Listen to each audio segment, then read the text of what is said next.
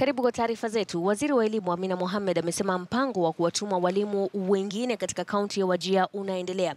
Akizungumza alipofika mbele ya kamati ya bunge kuhusu elimu, Waziri Amina aliyekuwa ameandamana na afisa mkuu mtendaji wa tume ya TSC Macharia aliwaarifu wabunge kwamba walimu watakaotumwa katika kaunti ya Wajir watahitajika kufanya kazi kwa miaka mitatu kabla ya kuhamishwa. Kwa upande wake, Macharia amesema uhaba wa walimu upo na unastahili kuzibwa. As much as we would want to staff these schools equitably and also to take care of the 100% transition, these children are in schools and yet we do not have teachers, and I think we are overburdening our teachers. Much as we ask more from them, how are the teachers being supported? And you wonder how those children are going to learn and how we are going to offer quality education chair. And so until the TSC is funded adequately, all these questions we are asking here will continue being asked, and we will continue overburdening our teachers to no end. In fact, sometimes you do not know what more to ask of our teachers. They are overstretched. So once again, I'm appealing to this committee to ensure that we are funded adequately, and then I can come and answer all these other questions. I think at that time I can answer. Right now, I do not know what to say. There is an exercise that's ongoing of recruiting teachers for Wajir. We agreed that we would actually get curriculum assistants, 1,200, if I recall the number, and that the ministry would actually pay for them for the next 2 months, so that we can just bridge, the gap that exists currently. But obviously, since there's an advertisement that went out, and my understanding is that in fact more teachers than those that are needed have applied, and so the TSC will obviously go through that process. The advice that we've given is that for the teachers that are going to Wajir, since the hardship period to stay in a hardship area is 3 years, that those teachers should be requested to stay there for the 3 years, and that if they left, we don't have another exercise of full recruitment, but we actually declare vacancies and recruit, just for the ones that will have left. I think that would be a way of encouraging them to actually stay. Taifa la Rwanda linaadhimisha miaka 24 tangu kutokea kwa mauaji ya halaiki ya mwaka 1994 kati ya makabila ya Hutu na Tutsi. Kwa mara ya kwanza, Umoja wa Mataifa umetambua haja ya kuadhimisha makumbusho hayo kote ulimwenguni ili iwe funzo kwa mataifa mengine. Hafla hiyo iliyofanyika katika makao makuu ya Umoja wa Mataifa huko Gigiri hapa Nairobi inanuia kutoa mafunzo kwa mataifa mengine, kando na kushinikiza haki kutendeka kwa wale walioathirika na mauaji hayo. Katika hotuba yake, katibu wa kudumu katika Wizara ya Masuala ya Kigeni Macharia amesema kuwa taifa la Kenya lina mengi ya kujifunza, ikiwemo kutupilia mbali chuki za kikabila na kudumisha umoja humu nchini ili kuepuka tukio kama hilo.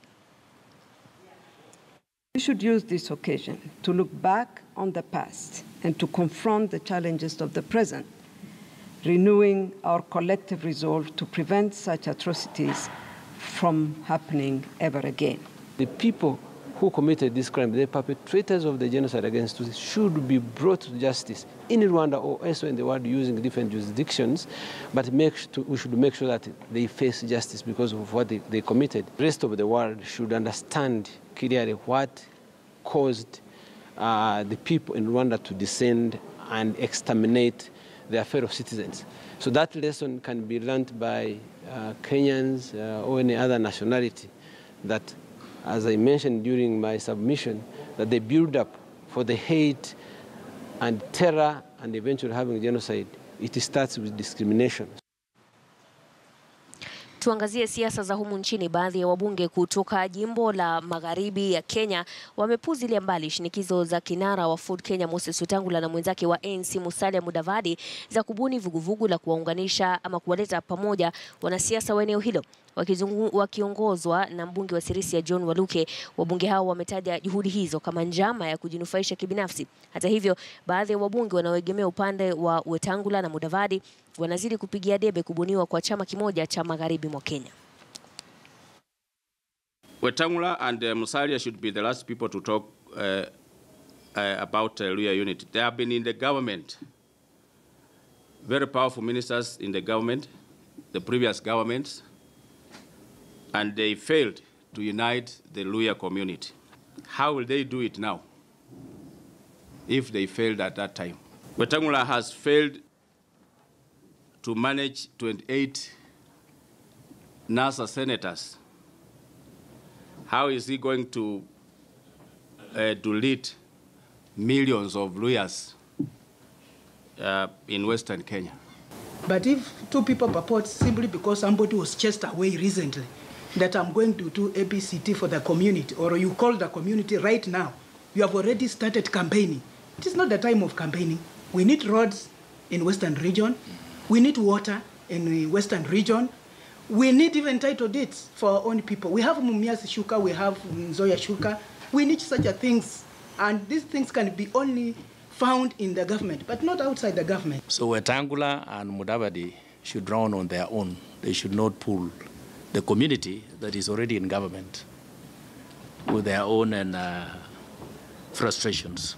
I'm asking my brothers from the Jubilee side, they should not be scared. I know they are scared that if we have the unity, then that unity is going to water down their kind of negotiations in Jubilee if we get to 2022. And that's why I'm asking them, it's better we come together.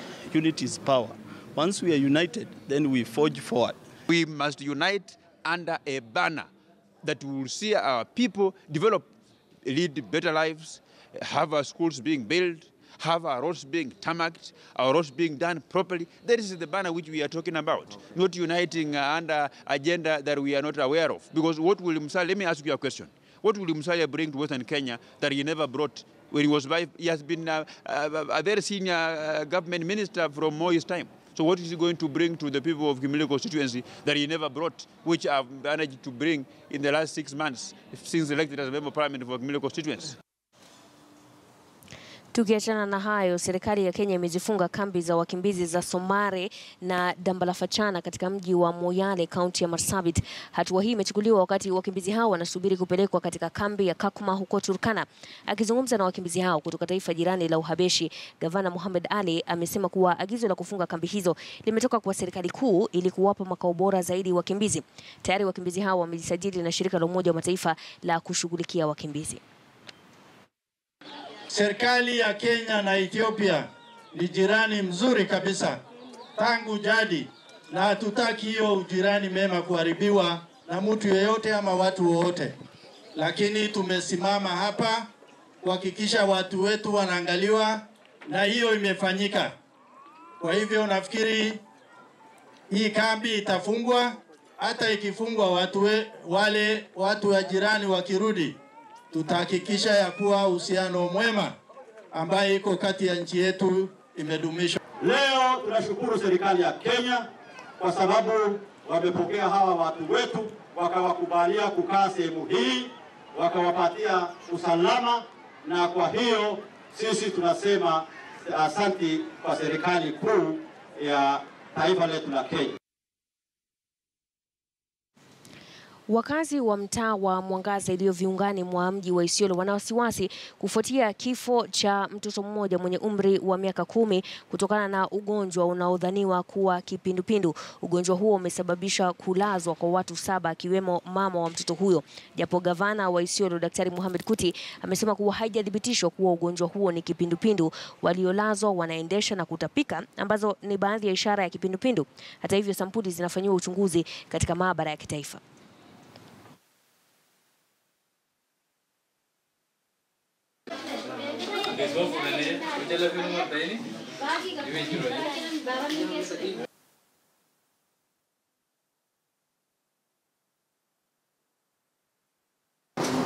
Watu 7 wameletwa kwa hospitali, lakini kwa saa hii nafikiri tulipotangaza kwa raia na kusema kwamba watu waoshe mikono kabla ya kukula, watu waoshe mikono baada ya kwenda choo, watu wachemshe maji, watu wakule chakula ambayo imepashwa moto ili kupunguza hii mambo ya, kwa sababu kolera ni mambo, ama sio kolera, mambo ya kuhara na kutapika.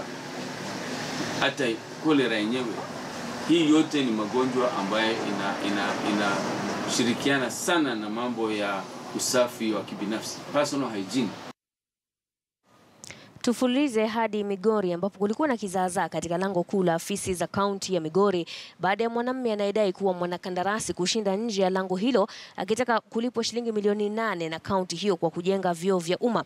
Jamaa huyo amegoma kula hadi alipwe fedha hizo na serikali ya kaunti ya Migori. Marikas Okinye anadai kupewa tenda ya kujenga vyoo hivyo katika masoko ya kaunti hiyo miaka 2 iliyopita na hajalipwa licha ya yeye kutumia hela zake ambazo alikopa kutoka kwa jamaa na marafiki ili kukamilisha kazi hiyo. Okinye anadai kuwa kaunti hiyo imemlipa shilingi 400,000 pekee. Madai yake hata hivyo yamekanushwa na usimamizi wa kaunti hiyo, huku mhasibu mkuu wa kaunti Samuel Omuga akimtaka alete karatasi za kudhibitisha kuwa alipewa tenda na kaunti hiyo.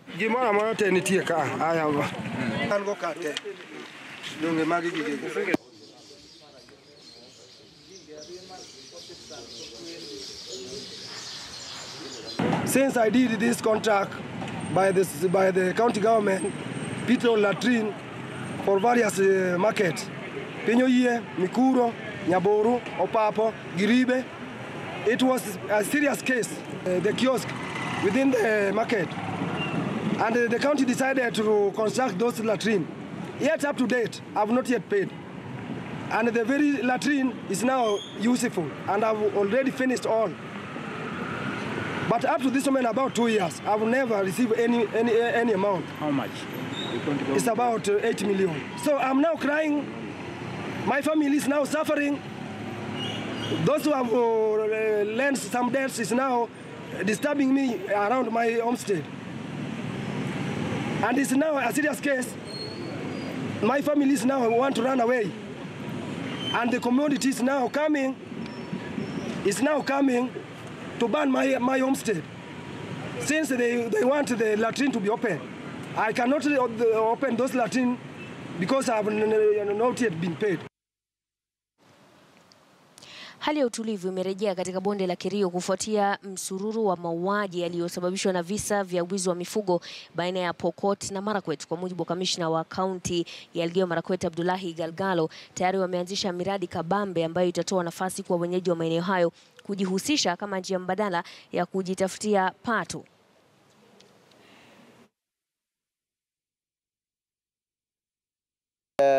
There were some schools which were closed during this time when there was some unrest. Some 10 schools were closed, and I want to assure everybody that those schools were opened the very day the minister gave me instructions. The next morning the schools were open, and I want to thank my team for the efforts they have put in, and the special DCC for the efforts they have put to ensure that all the schools are open.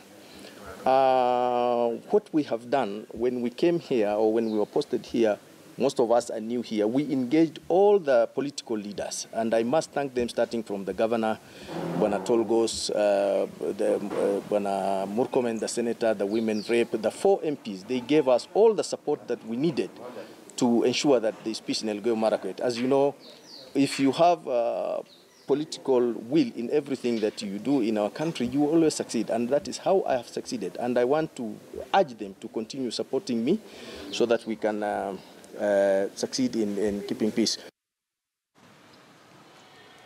Ili kupata tathmini kamili kuhusiana na taarifa hiyo, tunaungana kwa njia moja kwa moja na mwanahabari wetu Elvis Kosgei. Elvis, hujambo? Hebu tueleze hii mipango ambayo inasemekana kuwa ni mipango mbadala ni ipi? Mashirima ni mipango ambayo imeorodheshwa na serikali katika bunge la ikiwemo ile ya Tunaomba radhi hapo Elvis, tutarejea kwako baadaye ili tuweze kurekebisha hiyo sauti kutoka kwako ili tuweze kukupata vizuri zaidi. Tuelekee kwengineko ambapo mwakilishi wa kike katika kaunti ya Mombasa Asha Hussein amejitosa kwenye gumzo la ndoa za wake wengi. Ashu, kama anavyofahamika, alitaka kuwarai wanawake waliokuwa katika sherehe kwenye ukumbi wa Lona mjini humo kukubali swala hilo. Hata hivyo alilazimika kubadili nia baada ya kina mama hao kukataa wito. Ashu alimtaka Rais Uhuru Kenyatta kuwa mstari wa mbele katika swala hilo kwa kumwoa mke wa pili. Kuna yule mbunge wa kike aliyesema hii kuwe ni sheria, Waislamu wamepewa fursa ya kuoa bibi wanne na wao Wakristo wapewe fursa fursa ya kuongeza mpaka 9 kama hakukudenja.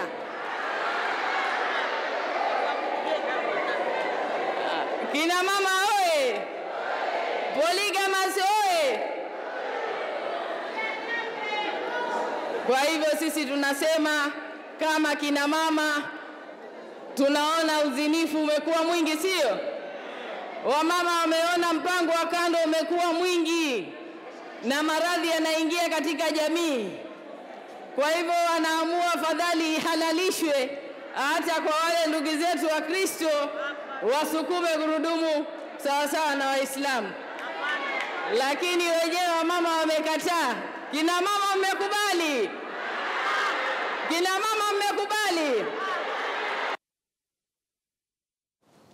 Tukisalia pwani, wakazi wa Msambweni katika kaunti ya Kwale wanalalamikia tishio la kufurushwa kutoka kwa mashamba yao.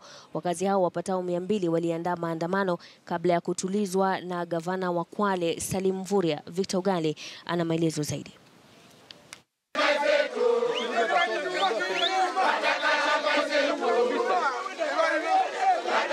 Wakazi wa kijiji cha Vidziani eneo bunge la Msambweni wakishiriki maandamano. Kilio chao ni tishio la kufurushwa kutoka mashamba yao wanayodai kuyarithi kutoka kwa mababu zao.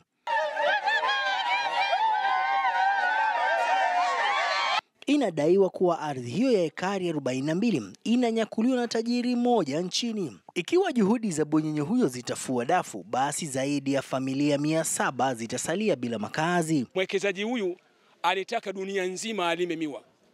Dunia nzima ailime miwa. Shamba zile ambazo ziliachiwa na county council kwamba wananchi nao pia wawe outgrowers, pia shamba hizi wanazitaka. Ikiwemo Vidziani, Mabatani, Nyumba Sita, Gonjora, Kidimu, Nikavu. Shamba hizi ambazo wakazi wa Msambweni walikuwa wanalima miwa wakipeleka pale na pamoja na vyakula vingine. Makazi ni haki yetu, sisi ni wanadamu, tupate makazi. Sasa sisi hatupewi makazi. Kama ni haki ya kulima na sisi tumiliki ardhi, tuwe matajiri na sisi, lakini kiwanda kimekuja kinatufukuza sisi. Kwa hiyo ni kwamba sisi hatuna haki kabisa, tuwe maskini. Tudidimie kuwa maskini. Ardhi yote inataka kuchukuliwa na mtu mmoja. Sasa kama watatoa hii mimea, iwe yani si kwamba ati wananchi wenyewe ni wavivu hawataki kulima, wanalima, wanataka kulima, lakini wapokonywe tu ipatiwe mtu mmoja, alafu hawa wataenda wapi? Kando na hayo, wakazi hao wanadai kuwa kuna tishio jipya na bwenyenye huyo la kung'oa mihogo yao ili yapande miwa ambayo itafaidi kiwanda chake kilicho karibu. Barua iliandikwa. Barua hiyo ilitoka National Land Commission. Swala hilo tayari limehusisha viongozi wa eneo hilo wakiwemo gavana. Zamani tulipozaliwa na kina nyanya, ilikuwa watu wana mashini iko na watu walikuwa kinima vijiani. Leo imekuwaje vijiani ya watu wa fulani? Kwa hivyo sisi tumechoka. Wakina mama ndio wanaotumiwa. Sisi haya maneno yafike rais, yafike deputy governor, deputy president. Alining'olea minazi yangu, mikorosho yangu, mwogo wangu, kila kitu akanivunjia. Mpaka dakika hii sina la kusema wala sina la kufanya, nitafanya nini mimi? Eneo hilo ni miongoni mwa maeneo yaliyo na rutuba na kufahamika kwa ukulima katika ukanda wa pwani. Kikundi cha wenyeji wa mji wa Maralal katika kaunti ya Samburu wametishia kutumia nguvu kufunga biashara zinazouza maziwa yaliyoongezwa kemikali iwapo hatua haitachukuliwa na wasimamizi wa kaunti. Katika maandamano ya amani waliofanya kutoka soko la mifugo la Maralal hadi afisi za kamishna wa kaunti John Korir, wenyeji hao wamesema wataruhusu tu maziwa yaliyopakiwa kuuzwa eneo hilo ili afya zao za kina mama na watoto zisidhurike. Mbali na hilo, walighadhabishwa na jinsi kamishna wa kaunti John Korir alivyokataa kuzungumza nao. Na kuuliza ng'ombe yetu ile ilikuwa imeibiwa Suyan iko wapi? Ng'ombe yetu ile ilikuwa Suyan iko wapi? Hiyo ndio ajenda tuko naye. Sisi wakaaji wa Samburu tuko na ng'ombe na hata ngamia na mbuzi. Sisi tuko tayari, yani maziwa ni nyingi. Kwa hivyo sisi tumepeana biashara zingine. Hatukusema ati mahindi, hatukusema sukari, na hakuna Msamburu inafuka ako na shamba ya sukari ama ya majani. Ni watu wa Kenya ndio wanatuletea, hatuko ukabila. Na maziwa Ile mama wanauza kikombe moja ndio wapate kitu ya kusomesha mtoto yake. Wakipatikana tena mnyanyasi mwingine wanalete yake, anakuja na anaweka dawa. Hiyo dawa inaletea Wasamburu wagonjwa. Tumesema hatutaki. Magonjwa kama kansa, saratani inaenea sana hapa Samburu. Na tunajua ni hizo maziwa ndio zinaleta. Ile kitu tunataka kuuliza wafanyikazi wa serikali wa Samburu County, hata wakubwa ya Samburu County. Kama sisi wa Samburu County tukuja kutaka kuleta usalama, tukuja tutafute mkuu, tutafute commissioner anakata kutoka, tutafanya aje? Kwa vile tumeko hapa kwa milango yake, tumejilete, hakuna mtu tumepika, hakuna maziwa tumemwaga, au commissioner akakataa kutoka. Tukichukua na mkono yetu, commissioner, iko na kitu unaweza kusema? Kwa vile sisi tuna heshima. Ile kitu tunataka kufanya hapa, maziwa kutoka nje hatutaki. Maziwa ile imepakiwa, tumekubali. Tumekubali ile maziwa imepakiwa. Lakini maziwa fresh milk ikikuja Samburu County, tumekataa kama wakaaji wa Samburu. Tuangazie tena masuala ya ardhi. Katibu katika Wizara ya Michezo Peter Kaberia amekanusha madai kwamba alihusika katika unyakuzi wa ekari 100 kwenye msitu wa Karuri ulioko ndani ya Mlima Kenya, kaunti ya Meru. Akizungumza aliposhirikiana na wakazi wa eneo la Buri kupanda miti msituni humo, Kaberia amejitetea kwa kusema alifanya jukumu lake kutunza ekari hizo 100 ila sio kunyakua kama inavyodaiwa. Aidha amesema kuwa anashirikiana na shirika la kutunza misitu nchini KFS ili kutunza msitu huo. The footage with those who didn't make it to the cave, but there is a cave called Rosewood. You're talking about one nursery. The other nursery has another several 100,000.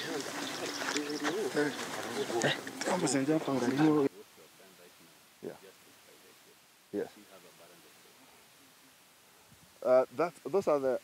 We will get the technique. I want to do the best I can. Wakati tulisaini na management agreement, tuko na vitu mingi tumesaini.